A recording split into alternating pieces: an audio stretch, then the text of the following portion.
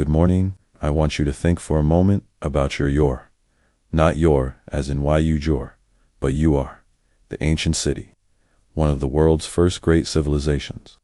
In its time, Ur was the pinnacle of human achievement. It was wealthy, sophisticated, secure. It had bustling markets, towering ziggurats, a known social order. To live in Ur was to have a map for your life, laid out by tradition, by family, by the gods of that place. It was comfort, it was identity, it was the known. But what if the map is wrong? What if your destiny lies entirely off the grid? Today, we're going on a journey. It's the journey of a man named Abram, later Abraham, who heard a call to leave his Ur. His story is a masterclass in moving from a place of familiarity to a life of purpose. And I believe his three-step journey is a blueprint for anyone standing at the edge of their own comfort zone, hearing a whisper to go somewhere new. The first thing we learn from Abraham is this: purpose often begins with a painful departure. The call Abraham heard wasn't a detailed business plan. It was a paradox. Go to a land I will show you. Not a destination, a direction. He wasn't running from poverty. He was leaving wealth. He wasn't escaping failure. He was leaving success. The hardest goat is not away from disaster, but away from adequacy. Your might not be a city. It's a mindset. It's the comfortable job that no longer challenges you. It's the old story you tell about yourself. I'm just this kind of person. It's the safe harbor of other people's expectations. Your is what is, and purpose is always a conversation about what could be. Abraham's first act of faith wasn't believing he'd get everything. It was believing that the voice calling him was more trustworthy than the walls surrounding him. So, our first challenge: what is your? What familiar comforts or identities are you holding on to that might be keeping you from your unknown land of promise? Purpose demands a departure. Faith is spelled G-O. Now, let's be real. We love the moment of inspiration, and we dream of the moment of arrival. But Abraham spent decades in the in-between, the wilderness. He arrived in Canaan and promptly faced a famine. He had conflicts, made poor decisions, and had moments of fear where he doubted. He and his wife Sarah waited for a promised child until it seemed biologically ridiculous. The wilderness is where the glamour of the call meets the grit of reality. This is the critical phase we never want to talk about. The gap between the promise and the fulfillment. This is where purpose is not declared, but built. Brick by brick, day by day, choice by choice. In the wilderness, you learn what you're really made of. You learn to trust not in the clarity of the map, but in the integrity of the guide.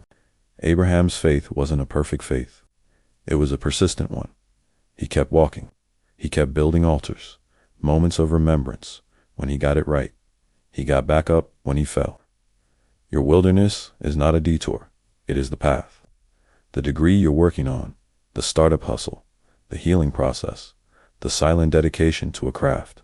This is where character catches up with calling. Don't curse the wilderness. It's the only place where the shallow roots of wishful thinking are torn up and the deep roots of conviction can grow. Finally, Abraham's journey shows us that true purpose is never just for you. It's to become a blessing. The promise wasn't just you'll get land. It was all peoples on earth will be blessed through you. His purpose was ultimately generational. It was about legacy. When you walk through the departure and endure the wilderness, you aren't just arriving at a personal finish line. You are becoming a different person. A person of resilience, wisdom, and tested faith. And that person is equipped to be a blessing to others. Your purpose might be to build a company that creates opportunities, to write a story that heals hearts, to lead a team that innovates, to raise a family with love and wisdom, to create art that inspires. You become a well others can drink from.